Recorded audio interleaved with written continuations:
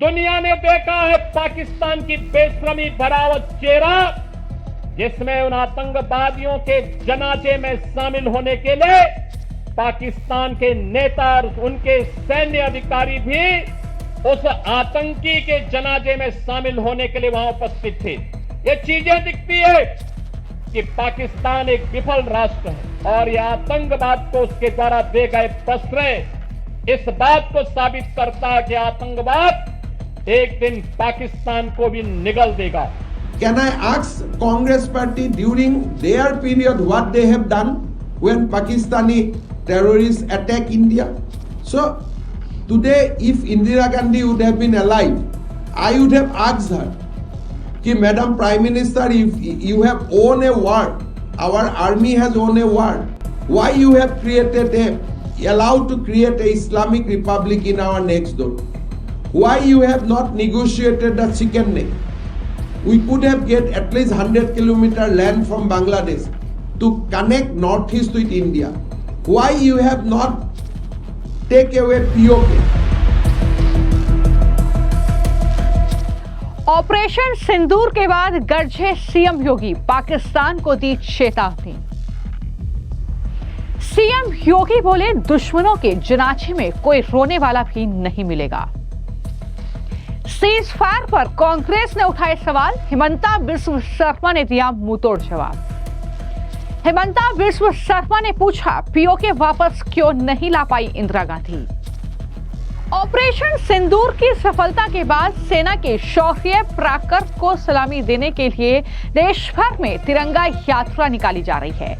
अब इसी तिरंगा यात्रा के दौरान यूपी के मुख्यमंत्री योगी आदित्यनाथ ने पाकिस्तान को चेतावनी दे दी। उन्होंने कहा कि भारत की तरफ जो उंगली उठाएगा उसके जनाजे में कोई रोने वाला भी नहीं मिलेगा। तो वहीं कांग्रेस जिस तरीके से भारत पाकिस्तान सीज फायर पर राजनीति करने से बाज नहीं आ रही है और इंदिरा गांधी का जिक्र करके पीएम मोदी पर लगातार सवाल उठाए जा रहे हैं, इसको लेकर अब असम के मुख्यमंत्री हिमंता बिस्व शर्मा ने सीज फायर और बांग्लादेश के मुद्दे पर कांग्रेस पार्टी को जमकर लताड़ लगाई है।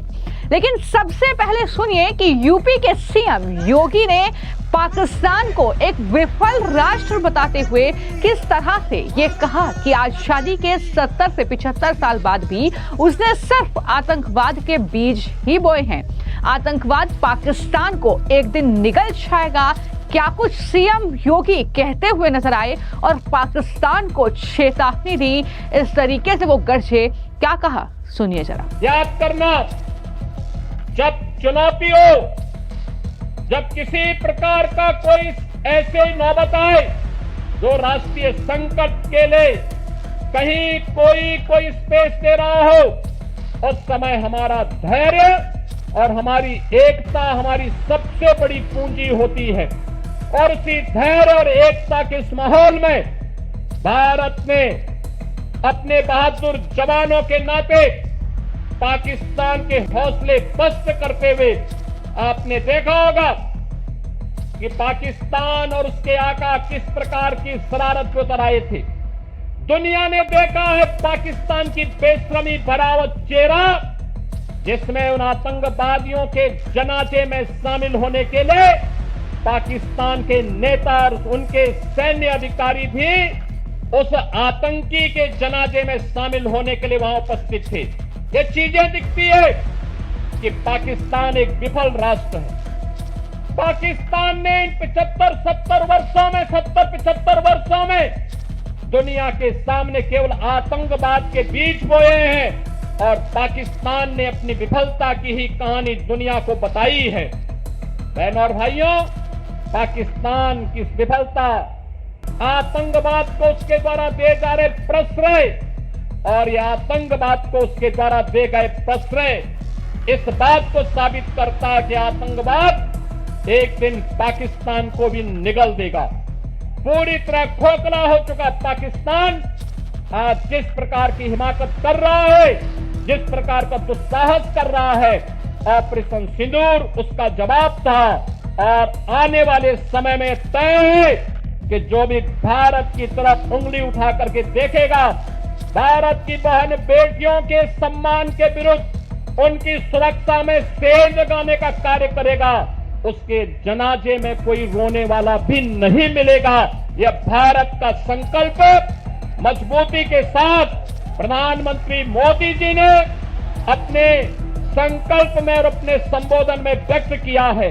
हम आभारी हैं प्रधानमंत्री मोदी जी के, जिन्होंने देश के अंदर पूरे देश को तो एकजुट रखा ही, साथ साथ कल स्वयं पंजाब के आदमपुर में जाकर के बहादुर जवानों के हौसले को भी बढ़ाने का काम किया है। मैं आज के इस अवसर पर देश के बहादुर जवानों का हृदय से अभिनंदन करता हूं। तो सीएम योगी को आपने सुना, जिन्होंने कहा कि जवानों के सम्मान में बीजेपी तिरंगा यात्रा निकाल रही है। ये तिरंगा यात्रा दरअसल भारत के आन बान शान, शौर्य और पराक्रम का प्रतीक है। ये तमाम बातें कहते हुए उन्होंने पाकिस्तान को कम शब्दों में ही ये समझा दिया कि अगर इस तरीके का दुस्साहस किया जाएगा, अगर आतंकवाद को इस तरीके से भारत में दाखिल कराने की कोशिश पाकिस्तान करेगा तो अंजाम क्या होगा, ये हमारी सेना ने बता दिया है। तो वहीं पर असम के मुख्यमंत्री हिमंता बिस्वा शर्मा ने कांग्रेस पार्टी को साफ तौर पर कहीं न कहीं ये बता दिया कि जो वो इंदिरा गांधी का बार बार जिक्र कर रहे हैं, जब सीज फायर की घोषणा दोनों देशों के बीच हुई तो उसके बाद कांग्रेस पार्टी का एक पूरा गिरोह इस बात में जुट गया कि मोदी कभी इंदिरा नहीं हो सकते और तमाम तरह के तर्क और दलीलें दी गई। लेकिन अब हिमंता बिस्वा शर्मा ने यह कहा कि पाकिस्तान के डीजीएमओ के भारत सरकार के सामने आत्मसमर्पण करने के बाद भी क्या हमें युद्ध जारी रखना चाहिए, ये सवाल उन्होंने कांग्रेस पार्टी से पूछा। और ये भी पूछा कि जब पाकिस्तानी आतंकवादियों ने भारत पर हमला किया था तब उन्होंने आखिर क्या किया था। हिमंता बिस्वा शर्मा ने कहा कि अगर आज इंदिरा गांधी जिंदा होती तो मैं उनसे 3 सवाल जरूर पूछता। ये पहला कि हमारी सेना द्वारा पाकिस्तान को हराने के बावजूद उनकी सरकार क्यों नहीं पीओके वापस ला सकती। ये सवाल जो है इंदिरा गांधी से जरूर पूछा जाएगा अगर वो जिंदा होती। तो वहीं पर उन्होंने कहा कि सिलीगुड़ी कॉरिडोर, जिसे चिकन नेक कॉरिडोर के नाम से जाना जाता है, आखिर उसको 100 किलोमीटर तक क्यों नहीं बढ़ाया गया, ये सवाल भी उन्होंने पूछा। और साथ ही पूछा कि उत्तर पूर्व के लिए समुद्री बंदरगाह तक पहुंच सुरक्षित आखिर कर सकती थी वो, लेकिन उन्होंने क्यों नहीं की। ये तमाम सवाल जो है वो हिमंता बिस्वा शर्मा तरफ से कांग्रेस से पूछे गए, क्योंकि वो बार बार इंदिरा गांधी का जिक्र कर रहे हैं। क्या कुछ जवाब उन्होंने इस पूरे मामले पर दिया, जरा सुनिए। कांग्रेस पार्टी शुड क्लियरली से that even after Pakistan DGMO surrendered before the Indian government, should we continue the war? Because our objective was achieved in the 6th and 7th morning. Can I ask Congress party during their period what they have done when Pakistani terrorists attack India? Now they are saying Indira Gandhi created Bangladesh. Today Assam know what is the benefit of creating Bangladesh? You have not taken the chicken neck. You could have converted chicken neck into a proper road. Today you have presented us a fundamental country in our neighbor. So today if Indira Gandhi would have been alive, I would have asked her, कि Madam Prime Minister, if you have won a war, our army has won a war, why you have allowed to create a Islamic Republic in our next door? Why you have not negotiated the chicken neck? We could have get at least 100 kilometer land from Bangladesh to connect northeast with India. Why you have not take away POK? During the Simla agreement, why you have not taken the POK? You have converted a wing of Indian armed forces to your personal wing to become a secular leader. They have surrendered. It was a surrendered nation. You could have asked that give me back the POK. You could have said that Northeast should have a proper access to the Chittagong port.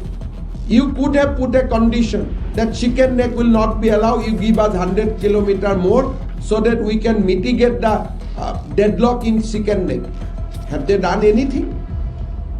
Today, Congress party should have asked what Mrs. Gandhi has done during her tenure after that massive win.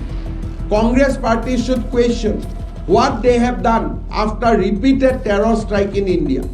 Today, Modi ji has shown India's resolve in Balakot, in Pulwama, and now in Pahalgam.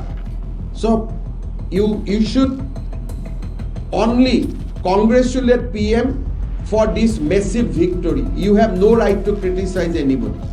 तो आपने हिमंता बिस्व शर्मा को सुना, जो ये साफ तौर पर कह रहे हैं कि कांग्रेस को ये याद रखना चाहिए कि आखिर इंदिरा गांधी ने क्या किया था, किस तरीके से वो दावा करते हैं कि इंदिरा ने लड़ाई लड़ी, इंदिरा अमेरिका के सामने जो है नतमस्तक नहीं हुई जैसे मोदी जी हो गए। ये तमाम बातें तो कांग्रेस पार्टी कर ही रही है, लेकिन अगर इंदिरा गांधी इतनी ही आयरन लेडी थी तो वो पीओके वापस क्यों नहीं ला पाई। सिर्फ इतना ही नहीं, सवाल तो ये भी पूछा जा रहा है कि जब आपने जो पाकिस्तान के सैनिक थे उन्हें वापस पाकिस्तान को लौटा दिया था, जिसकी संख्या 94,000 थी, और वहीं पर आप अपने वायुसेना के जो सैनिक वहां पर दरअसल पहुंच गए थे, जो पाकिस्तान ने जिन्हें एक तरीके से किडनैप कर लिया था, उन्हें वापस आप नहीं ला पाई। तो ये सवाल सोशल मीडिया पर भी लगातार कांग्रेस पार्टी से पूछे जा रहे हैं, जो ऑपरेशन सिंदूर के बाद अब कहीं ना कहीं इस ऑपरेशन पर, सरकार पर और सेना पर सवाल उठा रही हैं।